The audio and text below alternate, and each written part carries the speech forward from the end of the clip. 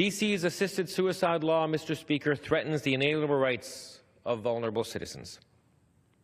Not only does the new D.C. statute tear at the tapestry of our nation's founding, it directly contradicts the Hippocratic oath every physician takes to do no harm. Do no harm. These are 3 short words, but to physicians, they represent a sacred charge. 3 short words that now hang in the balance here in the District of Columbia. And time is of the essence, and literally lives are at stake. As a physician, I went into medicine to actually help people get better. When I became a physician, I took an oath in which I promised to help the sick and to abstain from all intentional wrongdoing and harm. This is not a bill about the elderly. It's not a bill about the sick and dying, as has been stated here. This is a bill that legalizes suicide. It's too broad. This act allows adults diagnosed with a terminal disease having less than 6 months to live to receive a prescription for medication to end their life on their own, alone. There's no accountability should a family member, friend, or medical provider determine that a particular patient is too sick, too old, or too disabled to continue living. Any doctor can write the prescription and no witness is required. There are concerns that the definition of terminal disease is too broad, since most doctors will admit accurately predicting life expectancy is almost impossible. And it is.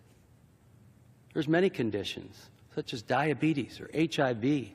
They're considered incurable or irreversible, and they're terminal if left untreated. There are many diseases that are terminal if left untreated, but curable if treated. Physician-assisted suicide preys on the sick, the elderly, and the disabled. I shudder to think of the lives that will be lost because our society tells the weak, the despairing, the suffering, or the hopeless that suicide is the best option for them. Physician-assisted suicide sheds human dignity by legally and objectively distinguishing between a life worth living and a life better off dead. Mr. Speaker, I would proffer, and I think we should, any proponent of this against this legislation and for the Death of Dignity Act should stipulate that clearly it saves money to give someone a $300 prescription for secobarbital rather than pay for expensive cancer therapy. This attitude reminds me of a comment from the movie It's a Wonderful Life, where Mr. Potter says to George Bailey, "George, you're worth more dead than alive." Earlier in my remarks, I talked about how beautiful it is to look at this city from Arlington and to recollect our 35th president and the inspiring words he spoke on January 20th, 1961. He ended that address with these words: